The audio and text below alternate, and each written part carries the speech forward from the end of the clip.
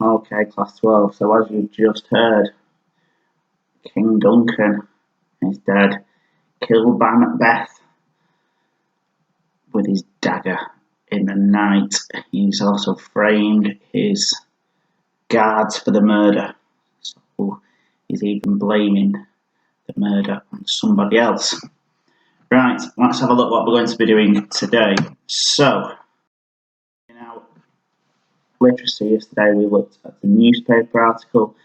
This is another example of a newspaper article. Okay, so just going to have a quick read through the article and then we'll have a look at these different features. So the king is dead. King Duncan found brutally murdered. In the early hours of this morning, our beloved King Duncan, a guest at the ancestral home of the Macbeth family, was brutally murdered in his sleep. King Duncan and his two sons, Malcolm and Dolabane, were visiting Glamis Castle to celebrate the recent defeat of rebel forces and to honour Lord Macbeth, Duncan's cousin with the title of Thane of Cawdor. After a celebratory banquet, King Duncan, guarded by his two most trustworthy sentries, retired to his chamber in good spirits. However, only a few hours later, he was brutally murdered, his lifeless body being discovered at dawn. It is believed that the gruesome attack took place in the early hours of this morning at around 3 a.m. The king had been stabbed numerous times, the fatal wound a blow to his heart. Duncan's mutilated body was discovered by his host Macbeth. Beside the king lay his two guards, who, according to Macbeth, were drunk, covered in blood, and holding the murder weapons. It is said that overcome by grief, Macbeth slaughtered the guards. I think Macbeth acted too hastily. I believe the guards were innocent and that they were killed to silence them, Banquo later announced. The guards, however, are not only suspects. Duncan's two sons, Malcolm and Dolabane, fled the scene soon after the discovery of their father's mutilated corpse. Could they be the true murderers? Indeed, both Macbeth and his wife, Lady Macbeth, have been implicated in the murder. It's been suggested that Macbeth is Duncan's killer, intent on claiming the crown of Scotland for himself.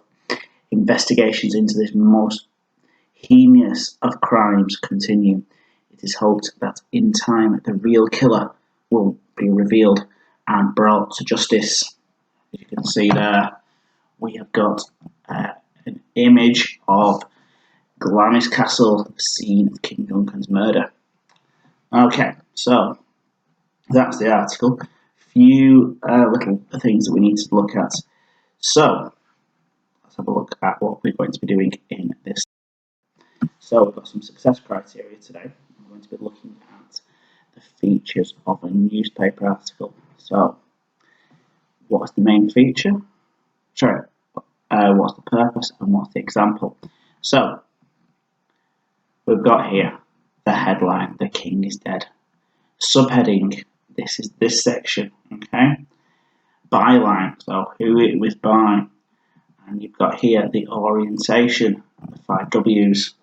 Or as I said yesterday, 5 bums on a park bench, but shh, don't tell Mr. Padley that secret.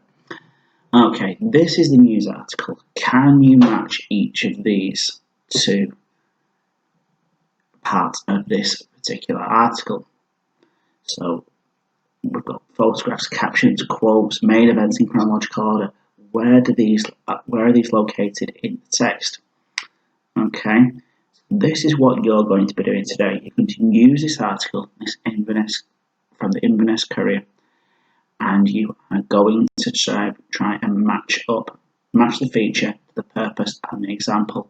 So let's have a look at what you will be doing. So if you look at this particular, here is what you're going to be putting into your literacy books. So your LO is to know the purpose of different different sections of a newspaper report. Do apologise, class 12. Right, so the headline. Okay, the example here is "The King is Dead." Okay, so we've got a headline, and the example from the text is "The King is Dead." So you need to write feature, purpose, and example. Put the word headline, and your example here is "The King is Dead." But why do we have a headline? What is the purpose of one? Why are they there? Have a think. What do you think the headline is used for? Just give you some thinking time.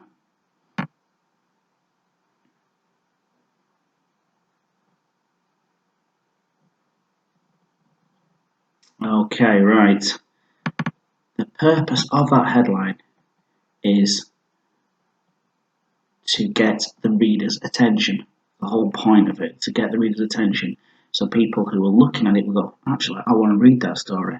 Now, if I sell that newspaper, the king is dead, King Duncan found brutally murdered, I'd certainly pick up the newspaper and I'd probably go and buy it, which is what the person who wrote the article is trying to do. They want to sell newspapers.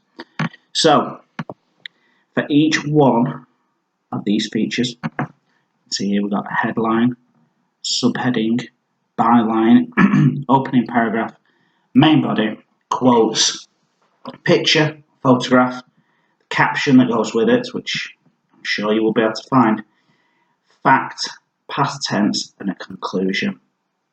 Okay, so you've got to think about why each of these features take place in a newspaper and find the example from the text. You'll be able to download this from the website, and if you can, print it off. Fantastic. If not, you will have to write out this. Make sure you underline your date and title, please. And let's see whether you can match the purpose to the feature. And then find an example from the text. I'm sure if you look carefully, I'm sure you'll be able to find them all. And if you can't find them, I'm sure you can do a little bit of research on the internet and see whether you can find what each of these features mean.